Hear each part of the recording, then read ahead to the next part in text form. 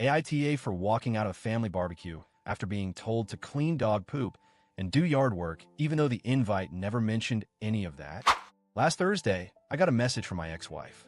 It wasn't weird. We co-parent our kids and occasionally see each other at family gatherings, especially since her stepdad, who's fairly chill, hosts a lot of them.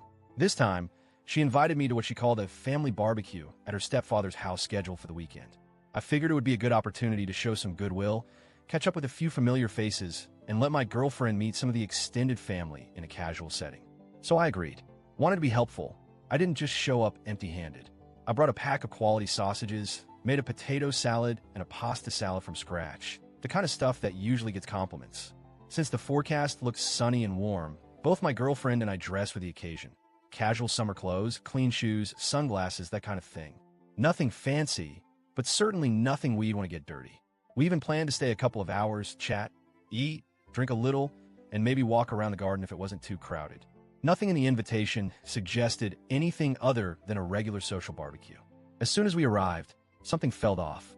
We were barely through the gate when one of the hosts, my ex-wife's stepdad, greeted us with a cheerful, "Hey, glad you could make it.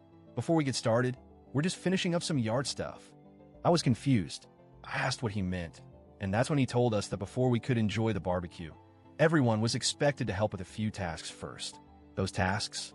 First, clearing the patio of dog poop from dogs that weren't even mine, and second, clearing a corner of the garden where he wanted to install a greenhouse the following week.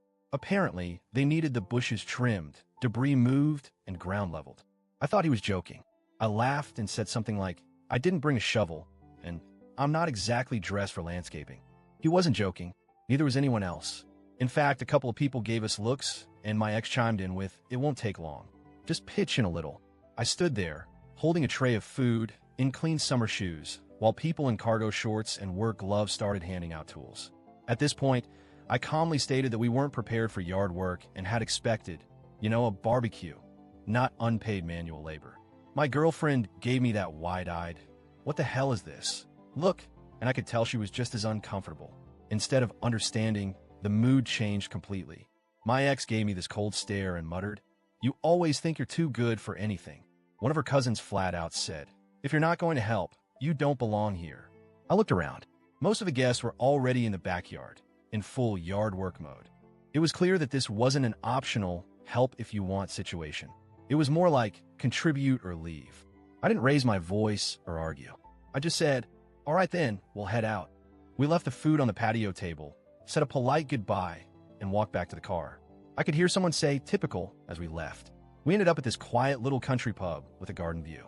Had a nice drink, shared a burger, and enjoyed what turned out to be a lovely afternoon. My girlfriend thanked me for handling it calmly. She said she would have felt super awkward digging around in a garden in sandals and a sundress. I didn't think much about it after that, until I got home. That evening, I started getting tagged in passive-aggressive social media posts.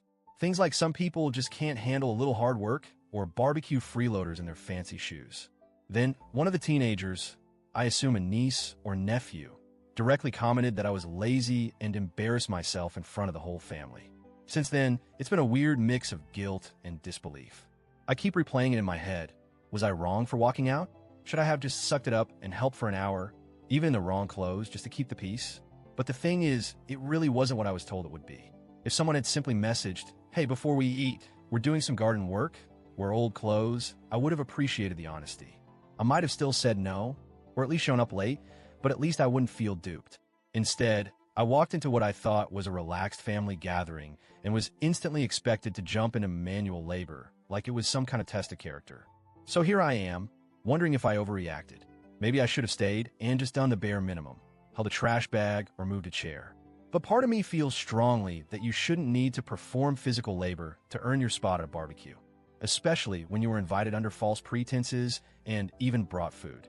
I feel like I was manipulated into showing up as free labor, then shamed for not playing along. It wasn't a community project or a favor for someone sick or elderly. It was a backyard makeover scheduled on the sly. So, AITA for walking out of a family barbecue when I realized it was actually unpaid yard work,